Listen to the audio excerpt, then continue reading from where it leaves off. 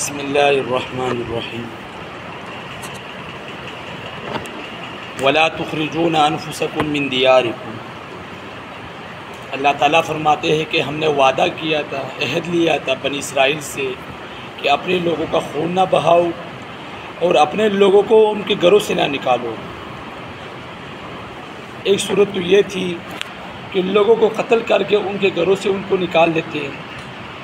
دوسری بات یہ تھی کہ جو ان کے مالدار لوگ تھے یہودیوں کے، جو ان کے کمزور لوگ تھے، ان کو ان کے گھروں سے نکال کر جلا وطن کیا کرتے تھے۔ اب اگرچہ وہ صورت تو نہیں ہے کہ جتنے یہاں فتنے بڑھ رہے ہیں، جتنا حضور صلی اللہ علیہ وسلم سے زمانہ دور ہوتا جا رہا ہے، اتنے ہی اسلام کے دشمن آپس میں جڑ رہے ہیں، چاہے یہودی ہو، عیسائی ہو، ہندو ہو، جو بھی ہو، جتنے بھی دیگر مذاہب ہیں سب اکٹھے ہو رہے ہیں، اور خاص کر یہودی۔ اللہ تعالیٰ نے بھی فرمایا ہے کہ یہودی کبھی بھی تمہارا دوست نہیں بن سکتا۔ اور دوسری طرف جو اسرائیل ہے وہ دن بدن فلسطینیوں پر ظلم کر رہے ہیں، ان کے بچوں کو قتل کر رہے ہیں، ان کے نوجوانوں کو، ان کے بوڑھوں کو، ان کی عورتوں کو، ان کی نوجوان عورتوں کی عزتیں لوٹ رہے ہیں، ان کے گھروں پر ناجائز قبضہ ہو رہا ہے، ان کے باغات پر، ان کے کھیتوں پر۔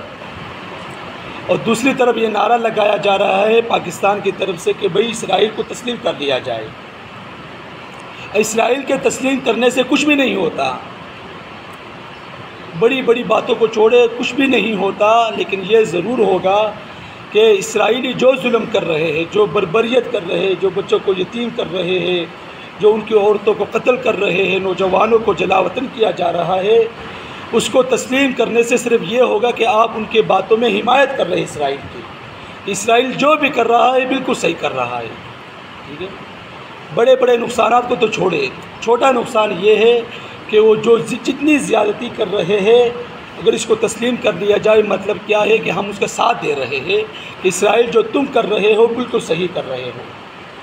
حالانکہ پاکستان کے منشور میں یہ لکھا ہے اور قائد اعظم نے خود یہ کہا ہے کہ اسرائیل کو کبھی بھی تسلیم نہیں کیا جائے گا۔ کیوں؟ اسرائیل کو اسلام کے سینے میں گھونپا گیا ہے اور ایک ناجائز ریاست بنا ہوا ہے۔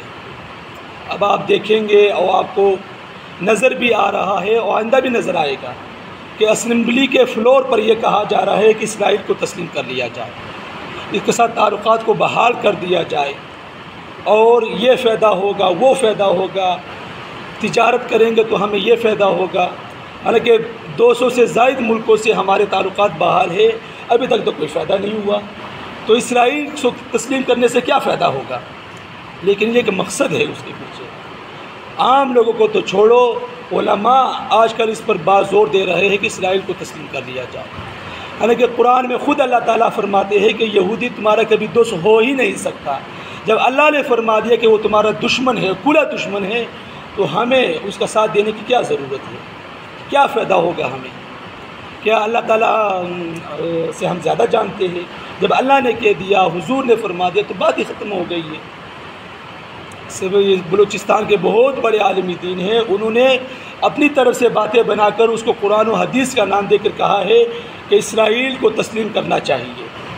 اللہ بھلا کرے، کراچی کے بہت بڑے عالم دین ہیں، ڈاکٹر منظور مینگل صاحب، آپ نے سنا بھی ہوگا، ان کو مزاحیہ باتیں کرتے رہتے ہیں، انہوں نے ان کے خلاف کئی گھنٹے بیان دیا ہے کہ وہ جو تم کر رہے ہو بالکل غلط ہے۔ الحمدللہ اس کے بعد کسی عالم دین نے اس پر گفتگو نہیں، ضرورت ہی نہیں ہے اس پر۔ تو اللہ تعالیٰ سے دعا ہے کہ اللہ تعالیٰ عمل کی سمجھ کی توفیق عطا فرمائے۔ وآخر دعوانا الحمدللہ۔